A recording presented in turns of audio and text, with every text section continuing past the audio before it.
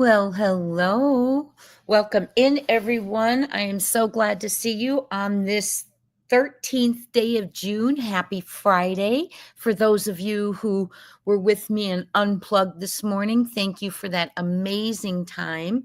I know I'm coming on a different time right now, but being that it's summer and stuff, flexible, and I'm going out to dinner tonight, I wanted to have a little live with you. And I wanted to make sure we talk about Sebastian today, because there's some things that we can't ignore. We need to start somewhere, right? Hi, Rusty Pipes. Hey, Justice for Kilo. Who was our final winner today? I forget. Who was on the board last today in Unplugged? Do you guys remember? Who ended the winner? But so welcome in, everyone. We're going to be talking about Sebastian Rogers. Sebastian is from Hendersonville, Tennessee. He lives with his stepfather and mother. They're called the P-Foots. You will also at times hear me say Babyfoot. That's the stepdad in my mind. Hello, everyone. Nina's story is very sad, but it's very relevant. It's very, very relevant, in my opinion, because we can look at how everyone maneuvered, plotted, and planned. So I want to talk about that today. Sebastian was last seen leaving the Texas Roadhouse on February 25th, 2024, with his mother in what appears to be an SUV Infiniti hers.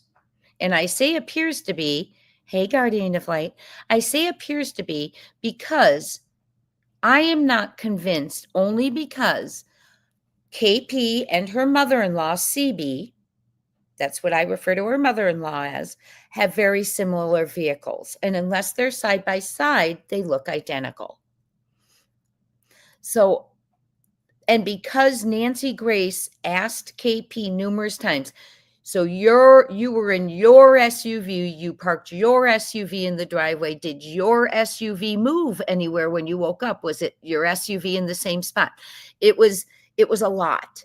So it started to make me think, does NG, because Nancy doesn't usually ask questions unless she knows the answers or knows exactly where she's heading with it. And I thought, does NG think that it was a different vehicle? And it starts to make sense a little bit. Now, I know there's controversy as to when the vehicles could have been exchanged. Okay, it could have occurred in 3 places. Okay, that exchange of vehicles. It could have occurred in 3 places. And we will get to that later. What I want to get into right now is Nina's story is essential because I think it reveals the brutal truth. The brutal truth, not exactly of what happened to Sebastian Rogers, who is now 16 and was 15 when he was last seen. He was reportedly in his home with his mother alone. That is her alibi, her statement. The doors were locked. When she woke up in the morning to wake Sebastian up for school on February 26th, Monday, at 6 a.m., he was not home. The doors were still locked. Mom and stepdad were absolutely adamant. He walked through that front door. He stepped through that, stood on that porch. He had no shoes on. Okay. And later on, it comes out, well, he couldn't have gone through that front door because if he had pushed the code, because remember, the door was locked. They said, Mom said, he's got a habit of locking that door. So if he had he would have by habit locked that door. And like CP said with disdain in his voice, in my opinion, the neighbor's ring would have picked it up. And I don't think that was part of the plan. Hi, Logan. I know I came on much earlier. I'm glad you found me. I'm in summer break, so I'm a little, my schedule's different, but I'm trying to get a consistent schedule for us for summer. So we did Unplugged in the morning. I'm doing a noon live, and I may start doing a video at 5:30 and have this our live time, depending on how you all feel about it. So Thank you, though, Logan. I'm glad you found me, and you're here and found us. Hi, Ocean Joy. Get out of them bushes. How you doing? Good to see you. Okay, so to me, the reason I'm bringing all this up, and I think it is so important, is because we don't know where Sebastian is, but we can figure out a few things from what we know. And if we watch Nina's story, it's almost like we can see, in my opinion, this crime in action, if it is a crime involving the family. I'm not accusing anyone. This is for entertainment purposes only. This is my speculation, my theory, my opinions, based on information and things we're trying to put together to locate Sebastian Wayne Drake Rogers. First of all, the thing that is very heartbreaking to me and very telling is that when the school contacted KP, we heard from a teacher on another channel, or someone talking who had spoken to the teachers, when KP was contacted by the school, that Sebastian's items were there at the school, the things he left at school. KP did not respond in action and go pick up Sebastian's items. That right there, I think, reveals a very brutal truth, in my opinion. Hi, Christina. A very brutal truth that there is no urgency to get somewhere when you find out there's things at school. And I'm going to talk about that in a second, why that's important. There is no curiosity, like, could there be a clue? Okay. And there is no motivation to act. And I think that's a very brutal truth when it is the mom and a child. So we have to ask ourselves why. Okay. And I think if we look at the movement of the family with Nina, I think we can look at, possibly identify, in my opinion, the players in this game. Not game, their game. A very true life that deserves justice and deserves to be located. But to them, it is a game. You vacationing, Deanna? Yeah, exactly, Deanna. Seriously. Okay. So Sebastian has a very, very, very, and I'm going to get back to, well, I'll go with you right now. So the school has items of Sebastian's. They contact KP. KP does not respond with motivation to act and race up there and get every last thing. Here's where I'm coming at as a parent. Is if I hadn't seen my child and I didn't know where my child was, and the school called and said, hey, your child's stuff's in his locker or in the classroom, I would be running for two reasons. I want to connect to anything about him, right? Because I haven't seen him. And the other reason is there could be a clue. There could be a clue that, we just don't know. Now he's missing. Maybe there's a clue. Maybe there's a phone number. Maybe there's something written in his stuff. I would have gone through every page of his binder, his locker, whatever the case may be. But there was no motivation to act and go get that, which leads me to, why is there not curiosity that there could have been a clue in Sebastian's things at school as to where he went, who he went with? It's the brutal truth, in my opinion, as to why there's no curiosity. You're not curious when you know something. You already know it, in my opinion. Okay? You don't jump into action. You jump into action when you know you can accomplish something, when you're trying to accomplish something. You don't when you know it won't matter, in my opinion. Why was there no sense of urgency to go get those things from school? Why is there no sense of urgency to jump in a vehicle when there's a possible sighting? Why is there no sense of urgency to search? Why is there no sense of urgency for media? Why is there no sense of urgency to emotionally bring the public back into the case by showing his bedroom, by being in his home where he was last seen, by introducing the public to his doggies? There's no urgency, and that's the brutal truth. But what we do know is Sebastian has a very small circle when he's at his mom and his stepdad's. A very small circle.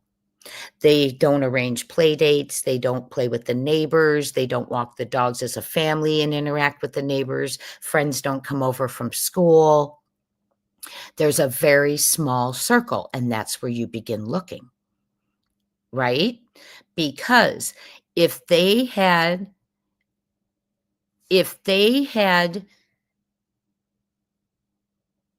found a scent or found anything on Sebastian's computer to indicate a predator, we would have known about it.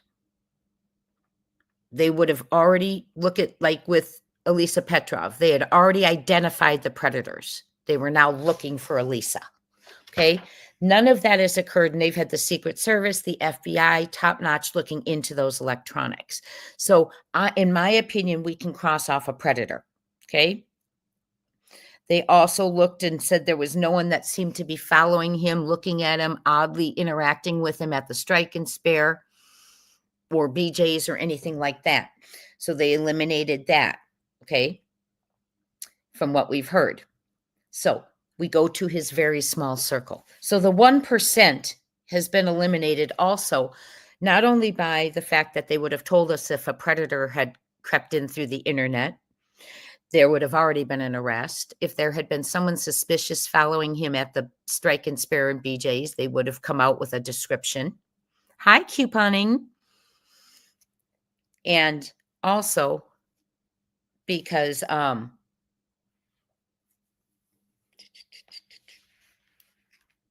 1% we're back to, right? So there's no predator. They haven't brought out the electronics, no one following him, no scent of him leaving.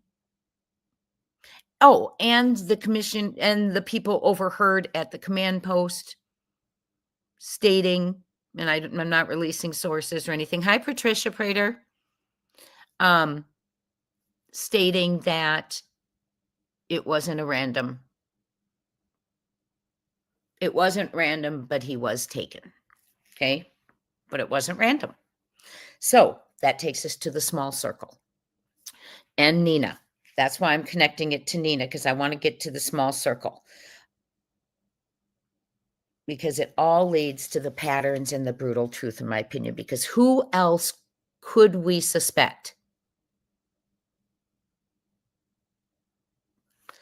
Okay, and Joni, this is another thing. In that last video, when KP was talking about that program, that is a program that Sebastian did all the work to get into on his own on the computer, but he couldn't do it at home at KP's because he's not allowed to use the computer.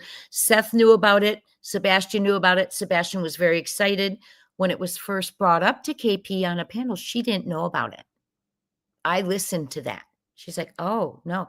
And then she brings it up. He was so looking forward to that. I find that very interesting because she was trying to put him in a residential school. She wasn't interested in what he was looking forward to at Beach Creek or anywhere else. She was trying to put him in a residential school. That was all for the media, in my opinion. That was a media act, in my opinion. Okay. So Nina and the small circle. First of all, doors locked at night, doors locked in the morning. My sources told me, obviously, KP can get in with the code or a key. CP can get in with the code or the key. Sebastian can only get in with the code on 2 doors. And we learned from Nancy Grace, only immediate family has access. I have since found out the only ones who can access the home are CB, which is CP's mom, MS, CP's sister, and the house cleaner. So other than CP and KP or Sebastian, the ones with access who can lock and unlock the home is Melissa S., the sister, and Kathy B., the stepmom, and the housekeeper, house cleaner. Unless KP opened the door and let someone else in. Okay, but KP saying she didn't let anyone in. She didn't hear anyone come and go. And Sebastian, the only door he could have gone out of, they said, was the front door. And now they say, well, that would have illuminated from the neighbor's Ring doorbell. So now where did he go out of? Well, there's no proof he even left. Okay, there's no proof he even left. The proof he left is his mother saying he's gone. There is no other proof other than he's not there. There's no scent. There was no breaking and entering. There was no, Sebastian didn't leave a footprint. No one saw Sebastian that we know of. Now we know, okay, I'm not alluding to the videos and the audio, okay? I'm just kind of putting that aside for right now. So he's still in the home with locked doors. So how did he get out? The small circle had to help take him out, in my opinion, because it wasn't a stranger. It wasn't random. He didn't run away. They said he was taken. Amber Alert was sounded. Unlawful kidnapping. Who took him? Had to be someone who could get in that house or someone KP would open the door for. Or Sebastian. Right? Correct, Sharon. No proof he made it home that night. But I'm just going through this little scenario, this little piece right here. We talked about the garage. In every one of KP's descriptions, she has searched high and low in the house, under the house, around the neighborhood, in the kitchen, in his bedroom, in the closets, in the bathroom, and then jumps in her car. What does she skip? The garage. Okay. Always skipping that garage. And then I ran to the garage and I searched and I looked under the car before I moved my car. If I don't know where my kid is, I'm going to look under the car. Looked, never about searching in the garage. Never about pulling that thing down in the ceiling and looking up to see if he maybe went up there. Nothing about the garage search. Went from the house and jumped into the vehicle. Okay. But again, there's only 4 people other than Sebastian who could lock and unlock the doors and the codes. And that's KP, CP, Kathy B, and Melissa S, and the house cleaner. That's it. So one of those individuals would have had to lock or unlock the door or been given a code or a key, or given a code or a key to someone else, perhaps someone at the Texas Roadhouse. I don't know. But his very small circle when he's with his stepdad and his mom does not include friends from school, does not include neighbors, does not include play dates. He is, according to Seth, his father, mom does, according to counseling papers that he saw, family counseling, mom does not interact with Sebastian in the home. So Sebastian's kind of on his own. His circle is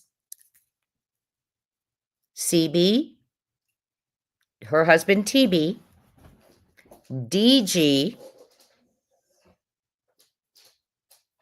Big D, Melissa S, those family members, those are right around there. And then backdoor neighbor CC, there's something there in my opinion.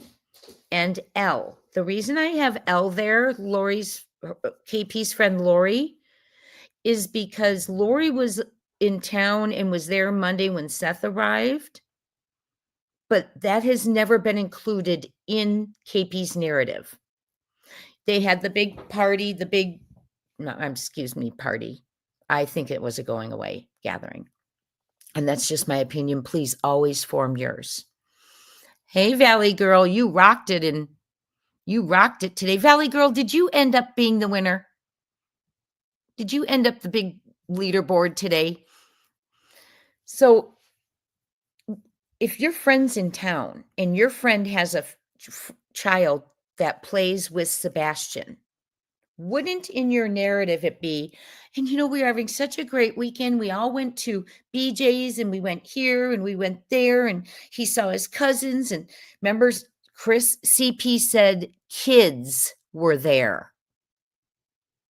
If you go back to the private eye awful audio where they're trying to dupe the PI, everything they ask, they're being so difficult about, will you tell us what you know, things like that. But if you go back to that, he says, we never said we were picking up Melissa's niece or that niece. But she says, you leave her alone. And he said, not giving names, but there was, oops, sorry, guys. There was aunts there and kids. Okay. It could have been Ethan. Was Ethan one of those kids? But I find it very odd when, why wasn't that included? And he had his little friend. Why would he run away? He had his friend in town that he loves to play with. Jules said, thank you, Jules. Earlier, I had to walk away and I was yelling artichoke. Thank you, Jules. I always love your very clever messages and your sweet donation. Thank you so much. So, hi, Shirley H. We're just talking about the patterns right now, and then I'm going to take it to Nina and the movement. So we have, why not say, and he was having such a great time because, E was there playing with him, and my friend Lori was there, and E was there playing, and E and Sebastian loved to play together. None of that. It's like it was being hidden. So why? Hey, JH. So why? It's sus. Why did CC, the backdoor neighbor, who has night vision, audio, sophisticated cameras, say he captured nothing? Why was he the only neighbor who didn't respond to the neighborhood watch thing about the footage? Hi, Crystal Pistol. Why did he throw a scene when neighbors were having some protection around because they were scared? Why did that bother him? Why did he tell him to get out and get lost? Why did he leave the vigil in tears that on Tuesday, the neighborhood vigil, when asked what was going on, because he had been at the command center and driving around with them? And he left in tears. A seasoned police officer left in tears, saying, it's bad. It's so, so bad. So I have him up there too. Okay. And we have a very small circle. Very few have access to the home. Now we have Nina's story. So I've given you the players in my mind. Okay. CB, TB, DG. I'll say it. Kathy B, Terry B, Danny G, Melissa S, Big D, Durant, Chris C, and Lori. Okay. Now, all of those people were in his circle. Somehow. Okay. Family related by marriage, by backyard neighbor, or by friendship with mom and the son. And they were visiting. But that was kept a secret. There were other things KP didn't mention. Like she made another step to,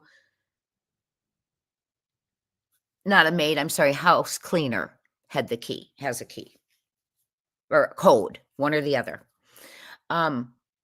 So, there's these things, and we have this circle, and we have people from the command center and telling people it wasn't a random act. He didn't leave on his own. He was taken, and it wasn't random. So we know they haven't told us a predator. They haven't found anything on his electronics, or there would have been arrests and stuff. No one was suspicious following him at the places he was that day. So we go back to the circle and back to the house because there's nothing that has had taken him out of the home. His feet did not leave prints. His feet did not leave a scent, even though they were barefoot and most definitely would. And he did not run away because he did not lock the door himself because it would have illuminated and been caught on the camera across the street. He's been caught on no footage other than what we believe to be the video and audio footage and the flashlights. Okay, so here's what I believe happened, and there are moving pieces. When we hear Nina's story leads to, it all boiled down to custody of Faith. Okay, Nina's story came down to custody of Faith. Now, one could say that custody of Faith was very, very, very motivated by who? CB, in my opinion, the grandma. Okay?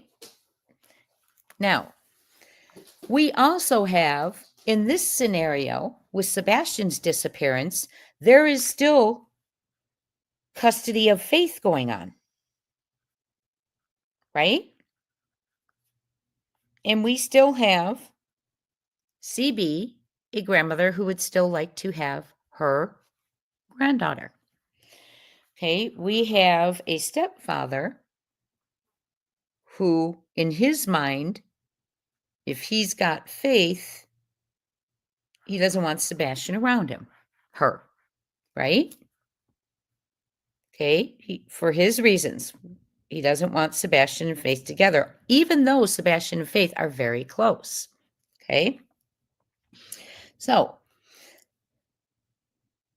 last time their barrier was Nina, if you recall. Nina was their barrier to Faith last time.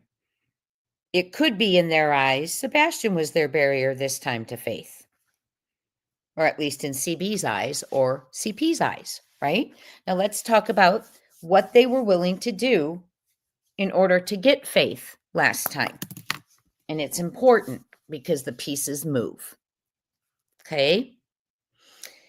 It began with, well, one moving piece was CB and Big D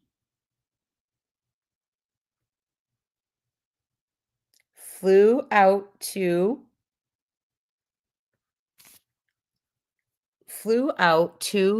Nina and CP, and that is when neighbors told Nina, watch out, CP and the two who just came into town are plotting to take away Faith. Now, this is according to Nina, and yes, I do believe her. And Holly, thank you for your sweet super sticker. Thank you so much. Loving the kitty cat. Love it, the animals that you all put up there. Thank you so much, Holly. Appreciate it. So, the moving piece. Yes, that's coming, Shirley H. You better believe it. That's why her name's up there too. Okay, thank you for that. So, moving piece. They fly from Tennessee to, I believe it was California at the time, wasn't it? Was it not? California. And the neighbor tells Nina, be careful, they're plotting to take Faith. So the moving piece was Big D and CB and CP making a plan. So let's just go put that down in Sebastian's world. Let's just see if that would fit. Okay? The reason I'm saying that is there was an alleged poker party. And even without a alleged poker party, could it have been logical that the moving pieces to making the plan, who were Big D, Kathy B, and CP in the last one, could that have been the pieces here, the planning? Could it have been CB, Big D, and CP and making a plan as to We need to get custody of Faith. Well, Nina was the barrier in the last one. In their eyes, who was the barrier in this one? Sebastian. Okay. So they all get together and they plot. It's not a far stretch in my eyes to include the same people who plotted last time. It really is not. Am I accusing? No, but I'm brainstorming. Okay. Big D also is one who came out and threw the door open when Nina won custody back of Faith. Very angry. Okay. So it's very invested. Just want to say that. MS was there that day. MS was someone who wanted CP to run over the barrier with his car, the barrier being Nina. That was her suggestion. Run over the barrier. Get rid of her. That was MS's suggestion. So who's our barrier in Sebastian's? In their custody of Faith now, and I'm not saying he is a barrier. I'm saying in their possibly very sick minds, in my opinion. Okay, Sebastian's a barrier. Is it a far stretch? Run over her. That was Nina, the barrier. What did they do? Was something done to this barrier, Sebastian? Someone did something to Sebastian because he disappeared right before the custody case. Days before. He also disappeared on the day KP filed for divorce against Seth, years before. So, moving pieces, patterns. Okay? Moving pieces and patterns. If you watched how they moved in the Nina, so then they get Faith. Okay, let's watch how they do it. They came in, they said, we're going to go ahead and take Faith. So and CP said, yeah, because we don't want her to travel. She's so young. She'll fly and we'll drive and meet them there. Right? And then Nina had to take her child to the hospital. Well, in full fashion, and I want to pay you to pay very close attention to this because I do, is that when Nina had to take her daughter to the hospital, Kathy B watched Faith, but didn't watch the step grandchildren. Those went to CP's father, Michael. Okay. Notice CB, she's not taking in the step grandchildren, just her Faith. Okay. Just like when it was Disneyland time, her grandchildren went, but Sebastian, the step grandchild, did not. Okay. I want you to see patterns. So then they get back from the hospital. They're in the apartment. And I want to say Melissa called. Melissa made contact with Nina. Okay. And Nina said, I'm home, whatever. And the doorbell rang shortly after. And this is important because suddenly someone showed up to serve Nina with papers regarding Faith.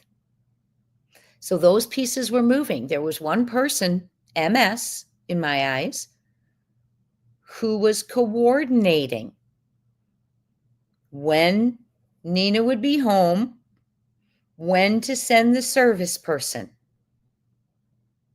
and serve her. Important. People are playing a part together. Hi, Canadian True Crime. And that is the brutal truth, is that in my opinion, it is Sebastian's very small circle that knows. And I'm not even getting into the weird behaviors, the weird things, not searching, just past tense talk, all of the above. Never jumping in a car when there's a sighting, praying to God you're about to see your son. not allowing America's Most Wanted in to meet the dog, see his room, emotionally connect the world to Sebastian so it didn't go cold. No, it was a box carried to a different location. Photos taken out of the box.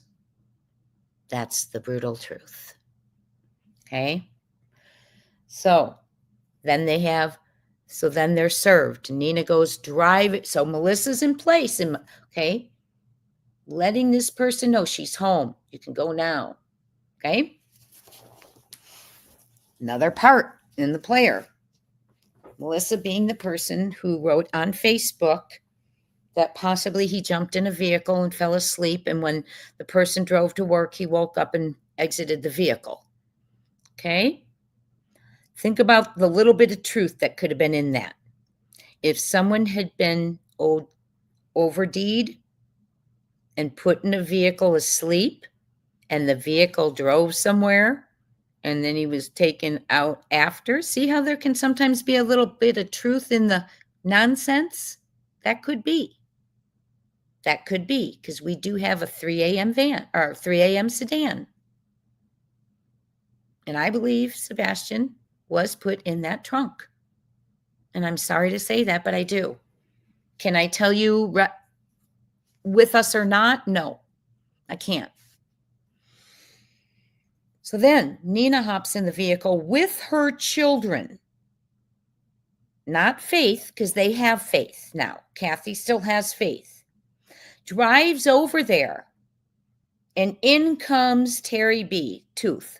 Okay, in comes Tooth. Hey, Shay, safe place?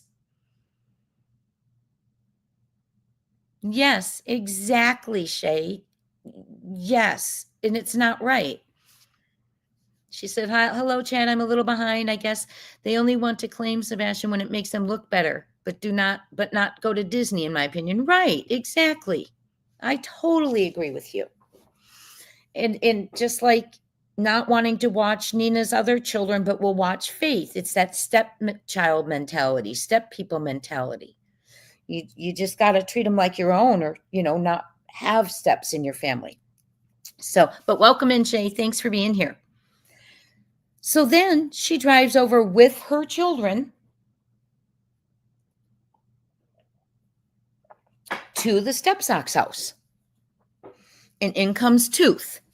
And he opens the door, saying the F word at her and a baseball bat, threatening to bash their HEAD, in front of the two kids.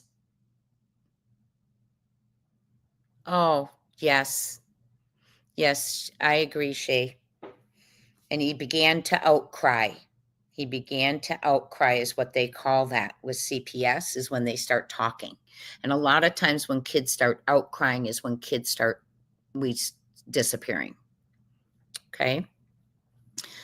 So I would have been livid too if my child had been excluded. And they said, I guess their complaint was, well, you know how he can get, we can't handle him, like excitable.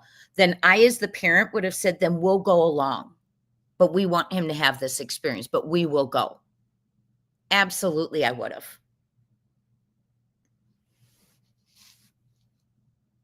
Yes, the exchange was at the sheriff's office. Yes. So he heads over there and they're greeted. She, in front of her children, he says, get off my property. I'm paraphrasing, or I'm going to bash your heads. And hey, little red. And, in front of the two children. Now, mind you, the step-grandchildren. And that is how Tooth greeted her. So again, if we bring Tooth into this scenario, what is he in this? He's the violent one, in my opinion. One of them. The other one is the person who has the CPS reports and previous wives who've reported on it. But hi, SI officer. He's the guy, the one who works them up, I guess, or works them over, whatever. Okay. And we have heard a very heartbreaking rendition from Reverend Donna of just that. that very role right there, putting in a headlock. Your mama's not here to protect you now kind of stuff. So, yeah. So they're there. Question being,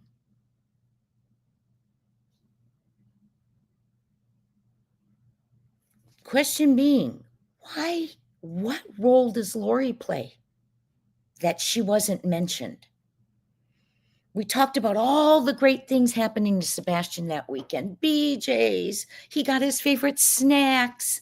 He went to his favorite dinner. He had his salmon, which he didn't have. Odd to fib about, right? He had his favorite meal, salmon and asparagus. That is not what he's eating at the Texas Roadhouse. Why? That's sus, right? Yes. Just another human. Those youth transport services will pick up at 3 a.m. in the dark of the night. I'm trying to clip the Netflix out of that video we did because it was such a great video. I got to clip it out so I can put that back up for you guys because it was fabulous. But yeah, they pick up at 3 in the morning and the kids are not, you don't see them again. So we wouldn't see proof of life or proof of D if he was in one of those schools. Like the girl said, no one knows we're here except our parents. We're not allowed to talk to our parents. They don't talk. It took her 2 years to get to the next level where you're allowed to talk. Oh, and yes, Guardian of Light. I was going to say the same thing. Good luck with your thumb surgery. And I'm glad you're listening. Ooh, have a thumb bone removed. We'll be thinking of you, dear. Hi, Tina Von Young. Tooth as a record. Yes. Yes. Tooth used to. Yes. Absolutely. Absolutely. Tooth used to. Read Tina's message, please. So is that a far stretch to think we might still be into those kind of circles? We might have money in those kind of places. We might have money in a housing industry where I get my palm greased with favors and you might get your, I'm just alleging, you may get your closing costs removed or a great discount on a beautiful home. Just saying, you never know. We never know. Yes. Did we figure out what steadfast was?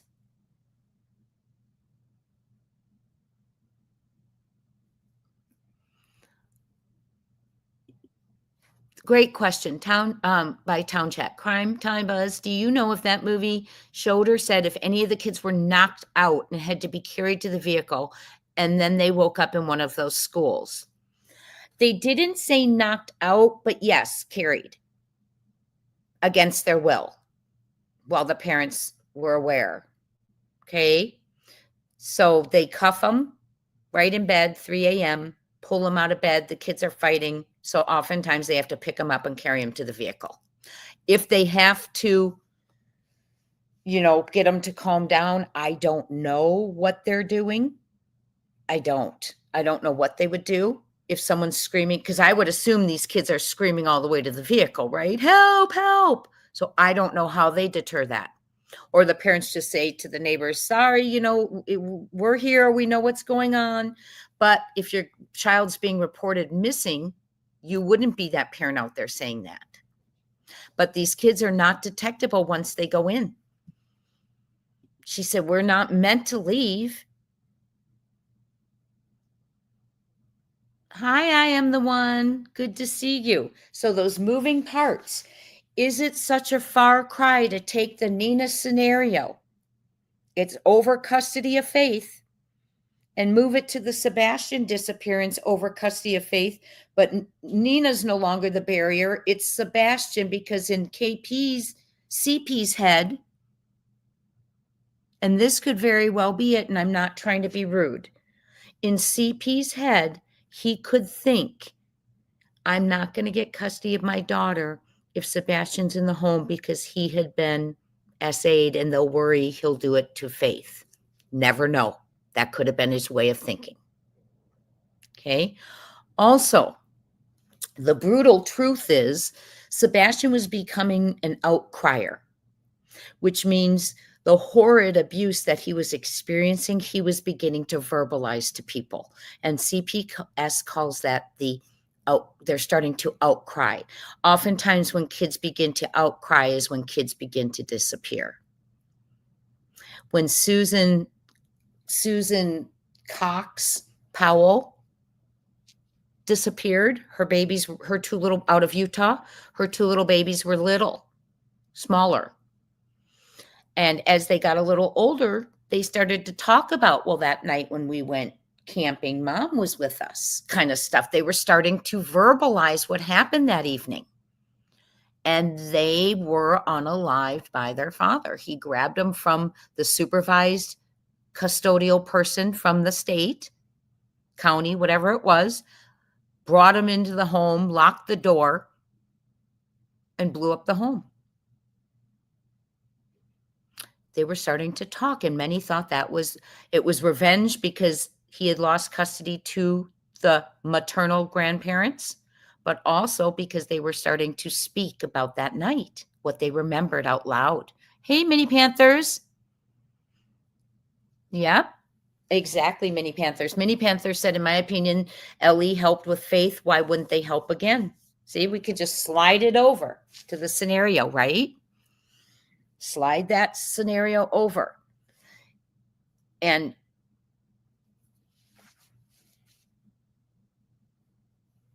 I sure hope kids get to see proof that their mom and dad sent them there. Otherwise, I think it would make it worse. They do, Shay. It's like the parents are saying, you're going to go there, and then they get to earn some time of phone calls with the parents and they're not allowed to complain about the place, or they get points taken off for manipulation. They're not allowed to ask to be picked up and brought home, or they get points off for manipulation. And those points are everything, because those points are what gets them to the next level. And until you get to level 2, you cannot talk. You cannot look in a mirror. You cannot, there's so many things you can't do. You can't even call home, I don't think. Can you? I can't remember. But so they said, we're in here and they don't mean for us to leave, right? Great comment. Thank you, Shay. Appreciate it. Hey, Wheezy girl. He had too many health problems. It would be too risky for them to take someone like Sebastian. I think about that, but honestly, he was portrayed to have many health problems in the beginning. His health issue is he doesn't sleep at night. Hi, Catherine B. That's really not a health issue, but the water on the brain. And who knows if she even would have disclosed that. And remember, anyone can get paperwork for anything you want to do if you want to do it that badly. Because you can't tell me, and CPS is going to have to end up fessing up to this. When CPS was called to that home, I'm going to say 4, because the 5th could be opened because Sebastian went missing, because they do that when they have a history with them. And they don't do it like CP said. CP said everyone gets a case from CPS if they go missing. That's not accurate. But if they've been on their radar and stuff, they will open the case while they go missing. So if you have 4 cases of Sebastian outcrying, it being reported, neighbors reported, Sebastian reported to teachers who reported, correct? And you have that kind of stuff starting, and he's outcrying, it's going to become very important to silence him, in my opinion. And now that's where I struggle, right there. Okay. Is it a far stretch? There's 2 things I want to talk about here. And this is, to me, where I need your help. I know 95% of you in our last poll felt like he was no longer with us. 5% felt he could be at a school. Okay. But I want to ask you a question when we talk about this. We talk about the simplest solution, Occam's razor, right? But here I see 2. Well, CPS being called in the outcrying, right? Okay. real quick, I want to put that down too. The outcrying I want to get to also. But I see two simpler solutions. One of which is CP and KP were looking for a residential home. May was not soon enough for him to be out of the home to go to Seth. Okay? Seth did not know there was ABUSE going on in the home, or he would have pulled him mid-school year, but he didn't. So what I want to tell you is when you have 4 CPS visits to the home, CPS does, it's not just 4, 1, they contact the biological parent. Absolutely make contact with the biological parent. Remember in little, Evelyn, she met her dad once, and CPS flew out to his military base to meet him, speak with him. Okay? They do a face-to-face. They may do it on the phone first. Remember, I was talking to a CPS person. We're still wrapping up that interview. And they do a face-to-face. So I want to ask you, who did the face-to-face? Did they have identification saying they were his biological father? Did CPS skip the face-to-face? Or was there a face-to-face?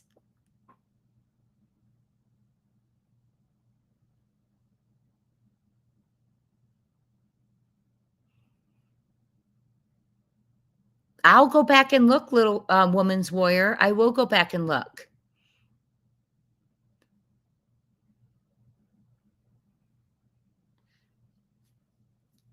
I don't know, but I do recall at Dog and at Night saying there was a couple of substantial payments made somewhere, financial interactions. Okay. So if we talk about this, you guys have great questions. I'm sorry, I'm trying. So let's get to the simplest. Okay. So 4 CPS in there. CPS means there's someone who is hurting Sebastian. Okay.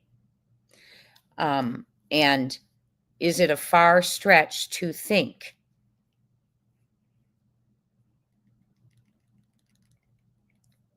that that person continued to hurt Sebastian and took it too far? Knowing they'd never get custody of Faith, what's done is done. We'd never get custody of Faith. I don't want to go to prison, blah, blah, blah. And there was a cover-up. That could be simple, right? Logical, because it was already happening. The other one, when I say Occam's razor, that I think of is it really a far stretch to think this? They were looking to put him in a residential home. They couldn't deal with him at home anymore. Seth did not want the residential home that they chose, thank goodness, because they're under investigation, abuse, all of that, humiliation tactics, physical, emotional, just horrid, from other states coming after Tennessee for that program. And Seth got, expedited getting, ABA therapy to be coming into the home once he got him. Seth was arranging these things, his schedule, Sebastian's schedule, online school. He would then transition once he got what he needed for his trauma that he's gone through and some social and daily skills. He would go back into school. So, but May wasn't enough. October, November, December, they're looking for schools. Is it such a stretch? And Seth turned down the one they wanted. The one Seth was looking at that had some programs that would benefit Sebastian, they thought were too expensive. So is it a far stretch to think they continued with their plan but left Seth out of it? And because of the outcrying, CP they don't want him to return and tell. And that's another reason they didn't want him to go to Seth's, because weekend visitations would come. And in CP's mind, that affects visitation.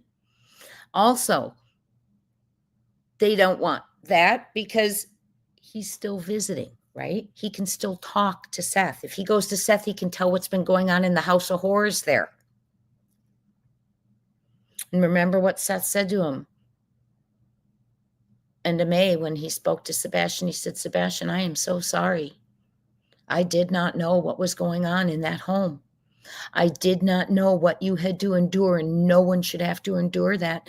But I want to bring you home, and I won't make you go back there. I'm going to protect you. And I don't know if he said from him or them, because he kind of dropped his sentence. And I'm so glad he said that, because if by grace of God, Sebastian is still with us and could hear that, he can have confidence he would never have to return, not have to return to that situation. He now knows his dad knows, right? That's my next one. So we take that whole like little crime ring type behavior around Nina, that barrier to faith, and then we move it to Sebastian, that barrier to faith, possibly. And then we have the ego, the motive, the big motive that set it off, in my opinion. Sebastian was out crying. Sebastian was starting to speak up about the horrors that he was going through in the home. The neighbors had reported it. Okay. He's reporting this. He's talking about it. And if you recall, CP said something to us that I think is the very brutal truth of motive. He was telling us about that exchange. He said, yeah. And CPS showed up and took Sebastian outside. And when Sebastian came in, I said, see, Sebastian, you can't tell lies. They had scolded Sebastian for lying. I don't believe that at all. And I believe maybe that's what they told CP, throw him off. But I believe that that was not true. And he said, and then we all sat down together and everything was fine. And he said, Sebastian thought he was going to get me kicked out of my own house. That right there, my friends, is the brutal truth. I think Sebastian did get him kicked out of his own house. I think, please form your own opinions. Okay. I do think, and I need to bring this up, Little Red. So I do think that Sebastian got him kicked out of his own house. Not because Sebastian's a cruel person, but because Sebastian needed to be protected. And I think that that was more than CP could handle. I think that's why lines were disconnected right after that CPS call. He'd had it. And I think he was going to throw KP and Sebastian out of the home so he could come home. Something. But he was mad. And another motive is he got himself back into the house. How? He's home now, remember. His truck's there. There's no, I'm not allowed to not say when I'm there or not there. None of that. Right? During the week. What's the difference now? What's the difference? The difference is Sebastian's not there. And this is all my opinion. I want you to form your own. Sebastian's not there. The headlock. Yes. We mentioned the headlock.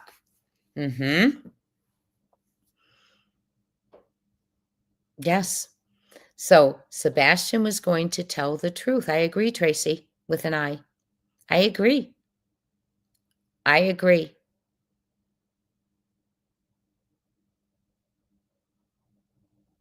I agree. I'm not reading it out loud for obviously, but I agree. And Little Red had a comment I wanted to put up there. There was something Little Red had said.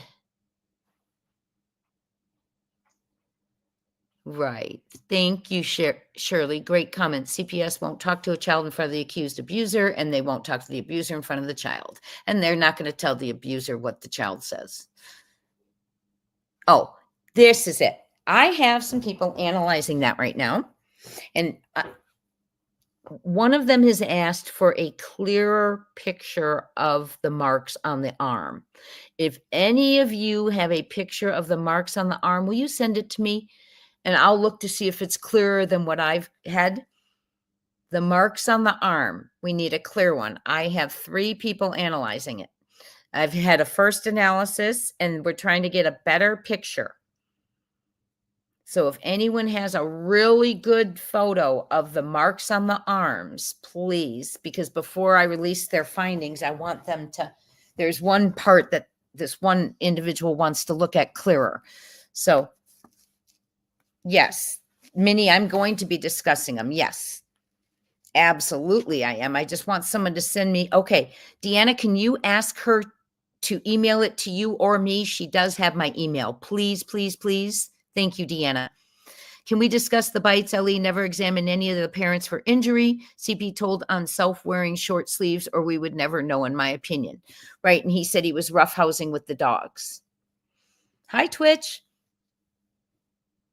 Oh, thank you, Little Red. Anyone. Yeah, anyone, because she's trying to, I have 3 people who have looked at it and given their perspective. One has now reached out and asked, hey, Bliss, you in the bushes? Hey, everyone in the bushes. Hello, hello. Thank you for being here.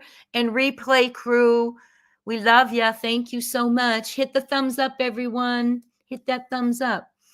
Yeah, so one of them reached out to me and said, Jay, if you could get a clearer view of this, I might be having something to add to it. So that's what I'm waiting on for right now is I do have 3 people analyzing that. Okay. Yes. And someone sent me an amazing overlay about that SI officer, and it might have been you or Shirley and you all do such great work, Little Red, but I do also have an overlay of that I'm going to be using in that same video. So you all, I don't think it's a far stretch. The brutal truth is, in my opinion, if we take, I like to say the little mafia movements, but I won't say it that way. And I'm Italian, so I'm not saying anything, bad like that. I'm just trying to, a word to put it. Let's just put about, if we just take all those moving pieces of one family in the situation that happened with Nina and Faith, look how many stepped in to help, right? And if we apply, and Nina was the barrier, and if we apply that to custody of Faith again, and Sebastian being the barrier, let's put them all into place. Big D, CB, and Nina's, Big D and CB flew out to plot with CP about getting Faith. The neighbors told Nina. So why wouldn't they be plotting in this one? Maybe adding DG to the mix, since it's a local plot, right? Instead of flying out of town.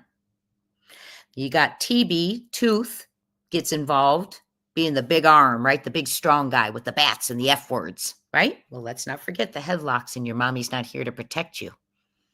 Remember that one? Go watch Donna Serafina.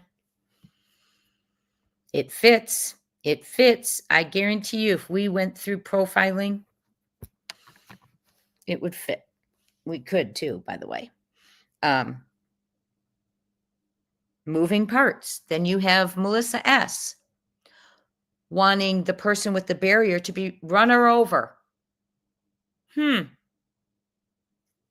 Does that, so harming the barrier.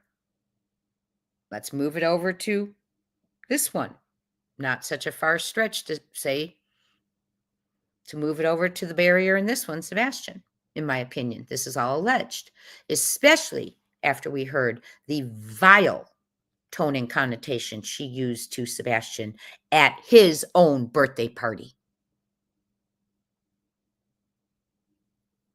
So, and her comment about him crawling in a car.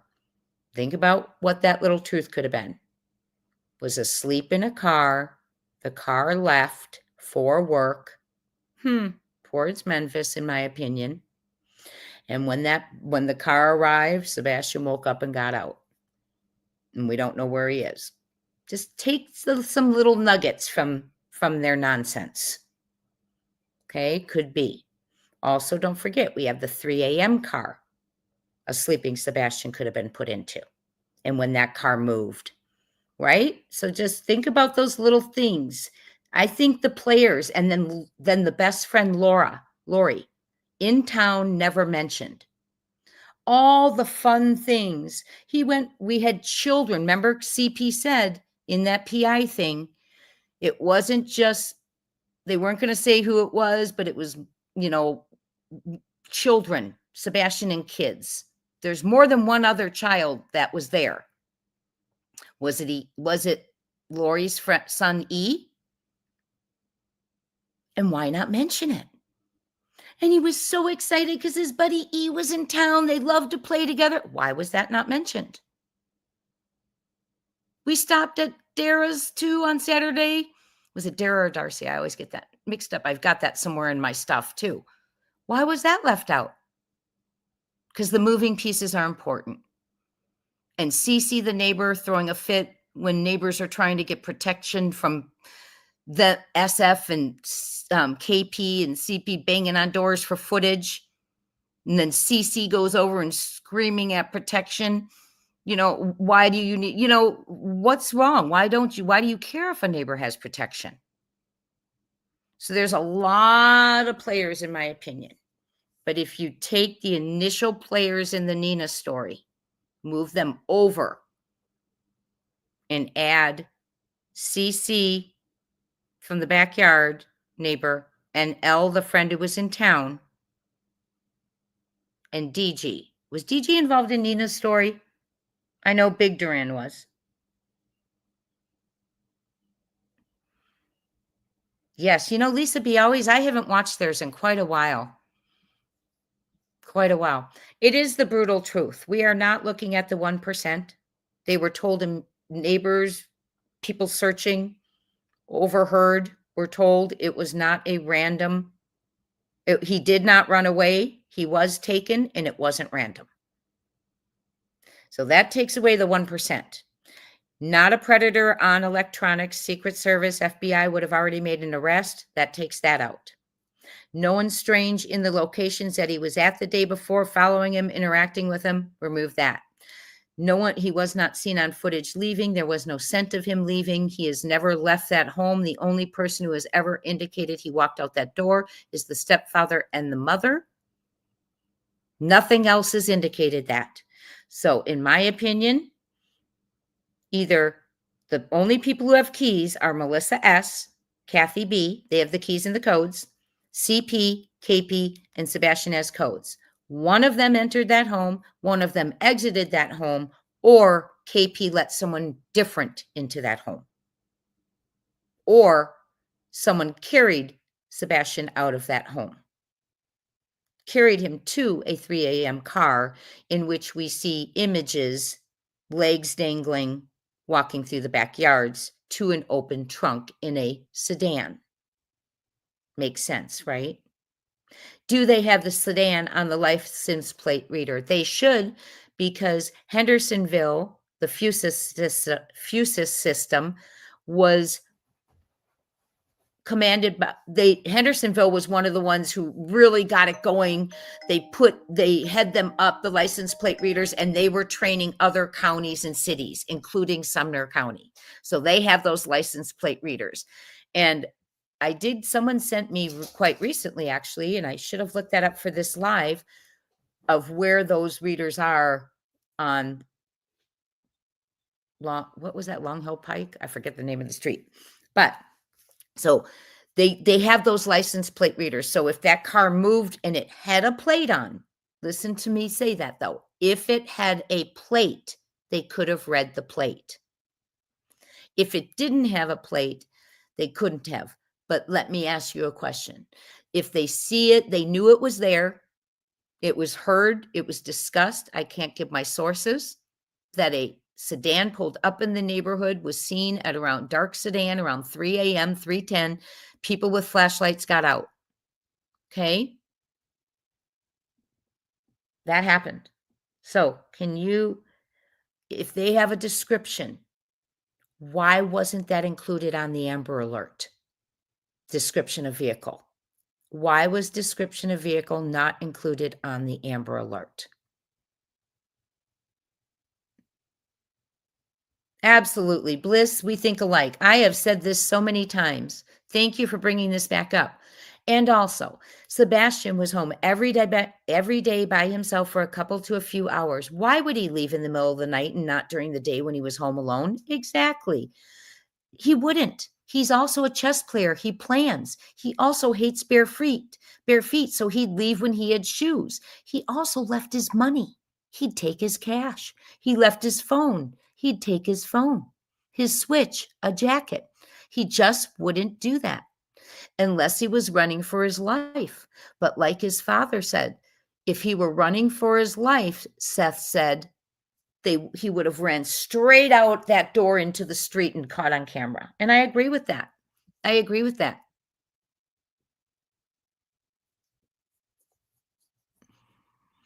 Linda is Linda is, I believe, Sassy, biological father, Chris's biological father's wife. And that is who was helping watch Nina's kids when Kathy wouldn't, because she only wanted to watch Faith. So it is the brutal truth. We're not dealing with the 1%. We're dealing with a very small circle. He didn't have play dates. He didn't have a social circle. He had family on the Peafoot and Bowersock side. Okay? Surely that makes no sense either. None of it does. There's so many flags, right? We could be here for hours on red flags. We really could be. So the brutal truth is she didn't race up to the school when the school called and said, we have his things. Why? Because there's no motivation to act upon things. That doesn't make sense. If you're a mother and you haven't seen your child and you don't know where your child is, and someone calls you and says, I have some of your child's things, I myself, as a mother, would be racing there just to touch his things, to see them, to see what it is, and to see if there was a clue as to possibly where he could be or who he was with. None of that occurred. Seth had to go get the items. Why is there no curiosity? In my opinion, there's not curiosity when you know. My opinion. Why is there no motivation to act and go grab those items? In my opinion, because she didn't need those items, because Sebastian wasn't coming back. In my opinion, because she didn't need any clues, because she has the answers, in my opinion. Someone she knows has the answers, some knowledge. Okay? Yeah, Sebastian was starting to talk, right? I agree, you all.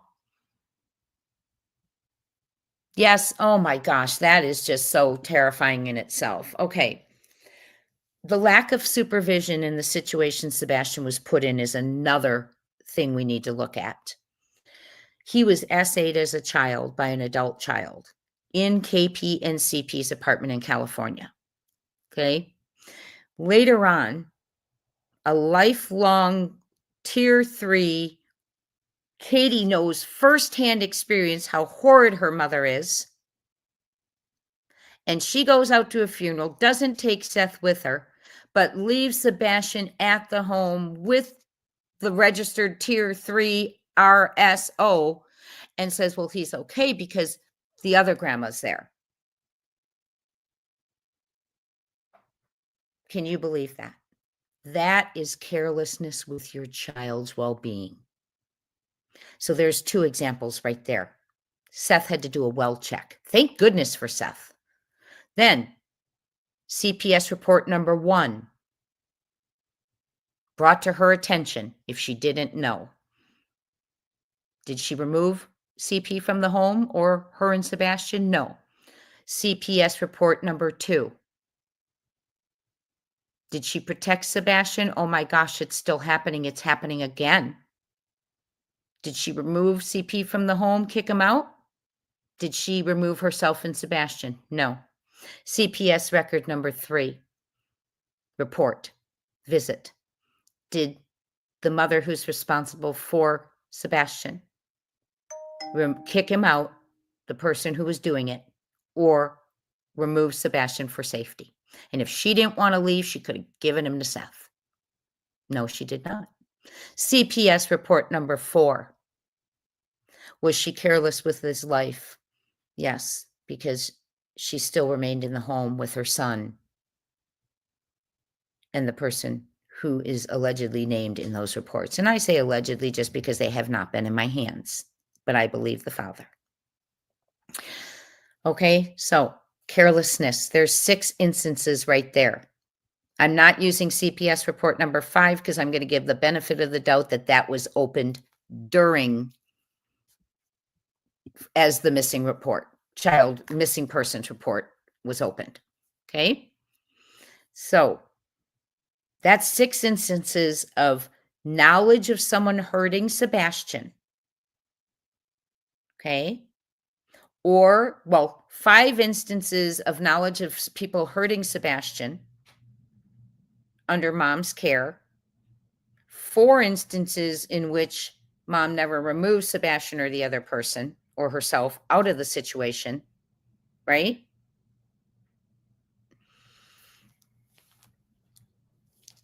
And then we have, I mean, it's disturbing. It's absolutely disturbing. There's no protection for his life. And then we have leaving him even in the vicinity without you there to someone you know firsthand. Is it what they do, have done, are capable of doing? You don't risk it. You don't say, Mom, now don't do it to my child. I trust you. No, they're not allowed to be around children. It's breaking the law. But yet, again, careless with Sebastian's life. So is it a far stretch to say, because there's 2 to me when we say Occam's razor, there's 2. Simplest explanation, right, is the solution. Well, we've got 2 going here, in my opinion. We've got someone who hates Sebastian, hurts Sebastian, and hides it. That could have gone too far. It was could have continued and gone too far. And we have someone who isn't protecting him from that. Could it have gone too far? That treatment, that ABUSE. And then we also have a stepmom and a mom who can't even wait a few months till he goes to dad's end of May. They're trying to put him in a residential school starting in October, November, December. They're working on that. Is it such a far stretch to think 8 weeks later they found one? And they didn't want Seth involved because another school he'd shoot down? Because Seth didn't want that Bledsoe, thank goodness, because kids were being beaten and brutalized, right? Oops, sorry, I shouldn't have said that out loud. Okay, thank goodness, though. But is it a far stretch? We can't take this anymore. Forget Seth. We're just going to put him somewhere. And that way he can't talk about this abuse. We won't lose Faith. He won't be around Faith. He can't visit Faith. He can't talk. And is that why CP suddenly saying maybe he'll show back up at 18? I don't know. But the brutal truth lies in his small circle. Hi, I am the one. Thank you. The brutal truth falls in Sebastian's small circle. And I have it there. And the only ones who have access to codes and keys, Sebastian has access to 2 doors with codes. CP has access to codes and keys. KP does. And Kathy B and Melissa S, along with the house cleaner. Okay? That's the ones. Hi, everyone. Whispering Winds, how are you feeling today, my dear? Hi, Woman's Warrior. So the brutal truth, it's the moving pieces. And I believe they showed exactly what they're capable of doing and working together in the Nina Faith scenario. And I think it became the Sebastian Faith scenario. CP not wanting Faith around Sebastian. Well, what are you going to do every weekend, every other weekend if he visits? Right? Also, what are you going to do if he goes lives with his dad and he's already starting to talk to teachers and he tells dad? Well, that's a risk someone's not willing to take, I bet. Cowards don't take risks when it comes to their own patooties. They only take risks with other people's lives. Yes, Shirley H., I'm not saying the house cleaner went in there. I'm saying the house cleaner has access. So they had access. They weren't in there in the middle of the night. I'm just saying they had access. We're just going over who had access, but you're right. They came after. Moving pieces, the brutal truth. It is not the 1%. It was not random. He was taken. He was carried out of that home. He was taken to that 3 a.m. vehicle.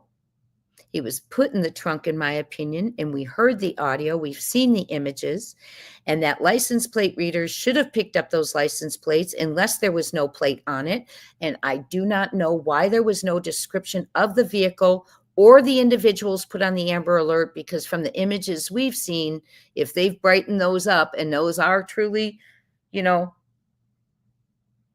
truly what we're seeing, they can see faces because we can see hairlines and noses.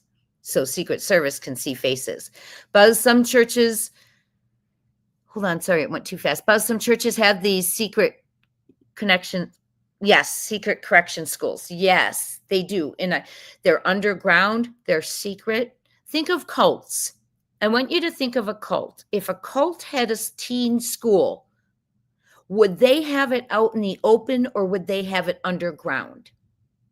If a cult were running teens into their school that was underground, would they 100% be requiring actual documentation into their underground school, or would money talk? Those are the questions. Did we hear a rumor back a while ago that someone had paid $5,000 for a new birth certificate and identification? Maybe there's a little truth in that rumor. We don't know. We've heard a CPS person was fired.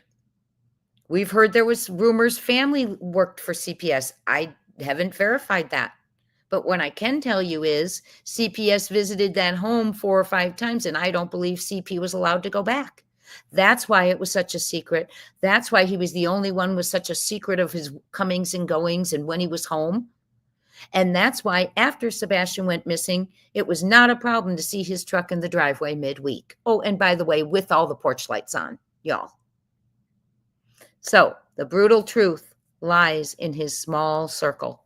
And if you go watch the mafia-style movements in the Nina case and Faith, move it over to Sebastian, it's not a far stretch. The only thing I'm trying to figure out is it which one makes more sense?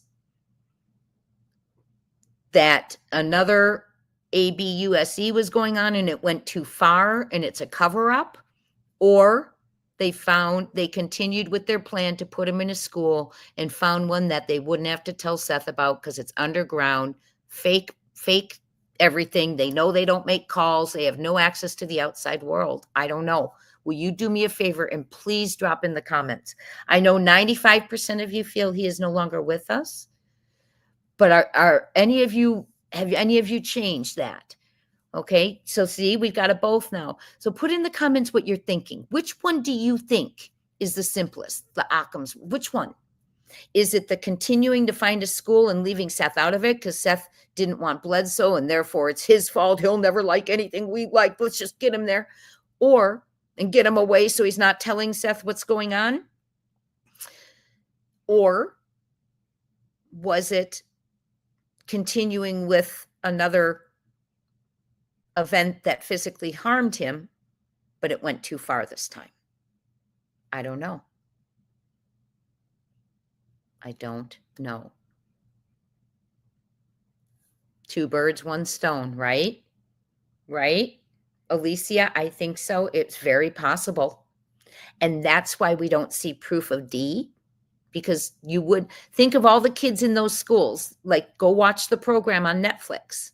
And I am going to cut out those pieces so you can see our video because it was phenomenal. Or we're just going to do the live again because, yes, TF is the pastor there, was the youth pastor, a true crime youth pastor who's never covered Sebastian's story but covers other stories. And were very odd. Yeah, so I know Alicia, and I need to go over and watch their stuff. They were on last night again too, doing fabulous work. Hindsight and Mama Risa, and who else is working with them? I'm so sorry, I don't know who it was, but 3 of them working together. So you all, thank you so much. Hit the thumbs up. The brutal truth, it is his inside circle, in my opinion. Whether his inside circle opened the door, physically opened the house door for someone else and closed it and locked it back up, or if someone in the inside circle is the one with the access who opened, locked, closed, everything. So prayers up for Sebastian. We're going to bring him home. We are not forgetting about Sebastian. We just need to figure out why none of these people are being brought forth to be interrogated. I'm hearing CB and TB's homes were not even searched. And if anyone knows if that's accurate or not accurate, will you let me know? But please leave a message in the comments. Which do you think is the easier? That continuing that physical harm that went too far, or finding a school that they didn't need to include Seth and he wouldn't surface at least till he was 18, which ironically is what we're hearing CP say now. Thank you so much for being here. I will see you later on. Keep keeping on, and we will talk soon.